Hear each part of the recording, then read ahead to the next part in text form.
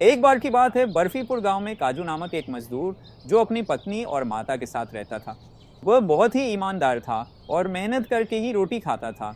वह बहुत ही गरीब था और गांव के मुखिया के घर उसके पशुओं की देखभाल किया करता था। मुखिया काजू को न तो वक्त पर पगार देता और हमेशा पगार में से पैसे काट लेता। काजू बस 1 किलो दूध ही मुफ्त में ले जाया करता था।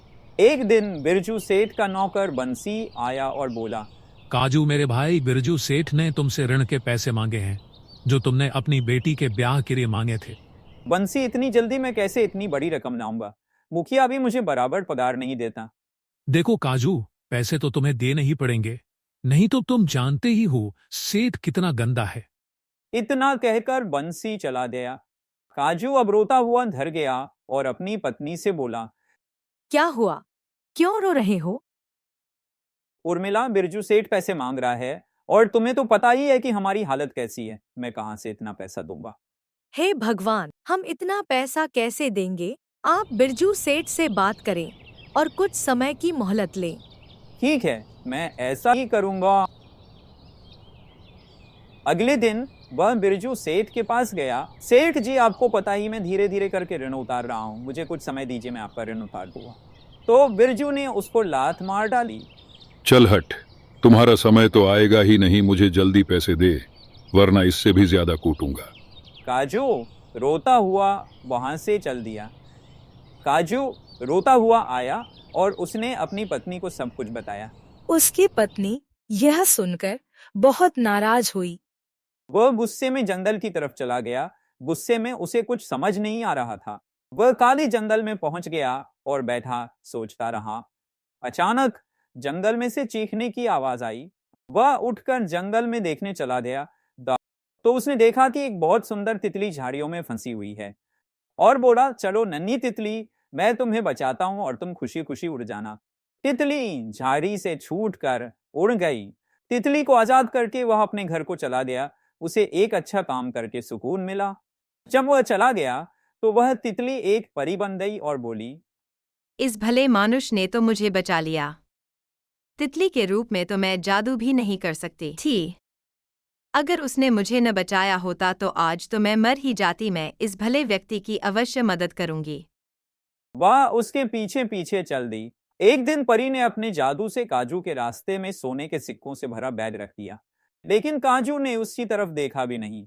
ये सब परी ने देखा तो बोली, काजू ने तो इस पोटली को उठाया ही नहीं, फिर मैं उसकी मदद कैसे करूं? फिर उसने सोचा कि क्यों ना मैं मनुष्य का रूप धारण करके जाऊं और उसको कुछ मदद दूं।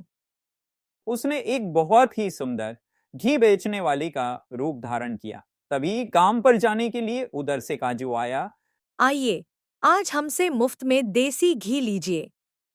आप मुफ्त में देसी घी क्यों बेच रही हो? क्योंकि आज मैंने बहुत ही ज्यादा बिक्री कर दी है। घी थोड़ा सा ही बाकी है, तो तुम यह सारा मुफ्त में ही ले जाओ। नहीं जी, मैं मुफ्त में तो आपका घी नहीं ले सकता, आप किसी और को मुफ्त में दे दीजिए। इतना कहकर वह चला गया। उसने अपना रूप बदला और परी बन गई। परी बहुत उदास हुई और कहीं चली गई। वह बहुत ही निराश होकर बोली, मैं कैसे उसकी मदद करूं? वह हर बार मेरी मदद को ठुकरा देता है। वह थक हार के वही सो गई।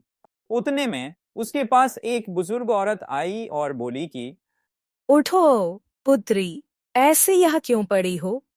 जी, माँ जी, आप इतने गहरे जंगल में। पुत्री, मैं तो यहाँ से गुजर रही थी, तुम्हें यहाँ पड़े हुए देखा। बताओ, ऐसे क्यों पड़ी हुई हो? मैं बहुत दुखी थी, माँ जी, क्योंकि मुझे किसी की मदद करनी है, लेकिन उसने मेरे रखे हुए सोने के सिक्के और देसी घी को मना कर दिया। तो पुत्री, तुम उसकी जरूरत को देखो। उसे किस चीज की जरूरत है? कभी कभी लोग खुददार होते हैं, वह ऐसे मुफ्त में चीज नहीं लेते। ठीक है, माता जी, मैं देखती हूँ कि उसे किस चीज की आवश्यकता है। धन्यवाद। इतना कहकर वह चला गया। अब परी काजू के घर के पास ही उड़ती रहती और जानने की कोशिश करती कि उसे किस चीज की जरूरत है। एक दिन काजू रोता हुआ घर से निकला और बाहर को चल दिया। वह रोते रोते नदी पर चल दिया और एक पेड़ के नीचे बैठ गया।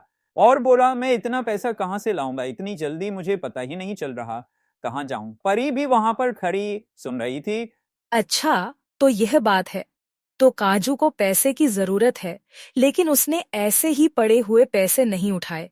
वह अपनी कमाई के ही पैसे इस्तेमाल करेगा। तो मैं उसकी मदद कैसे करूं? सोचना पड़ेगा। मुझे उसे कमाई का साधन ही देना पड़ेगा।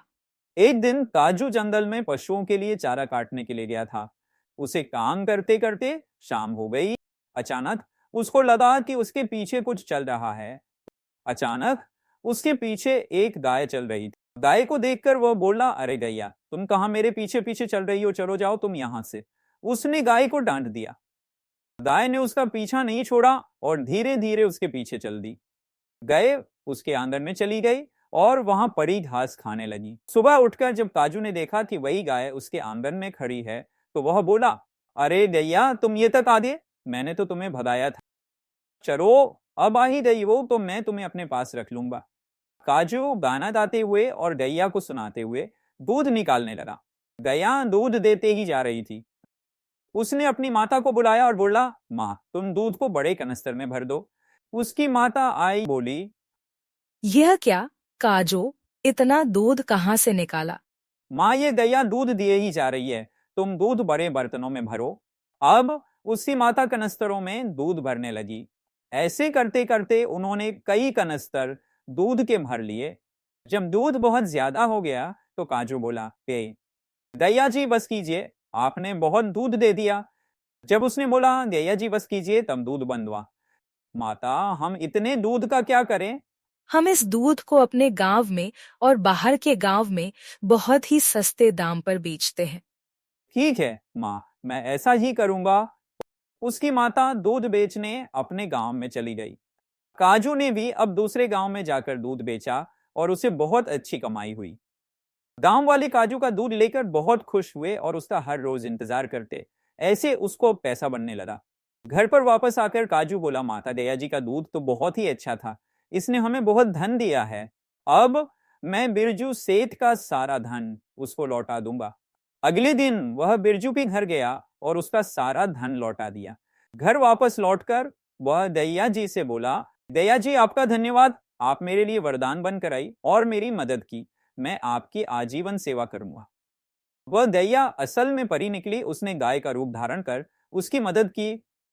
परी मन ही मन काजू से प्रेम करने लगी थी और उसे यह भी पता था कि काजू शादीशुदा है। इसलिए उसने भगवान शिव से वरदान मांगा कि अगले जन्म आप उसे काजू की पत्नी के रूप में भेजेंगे।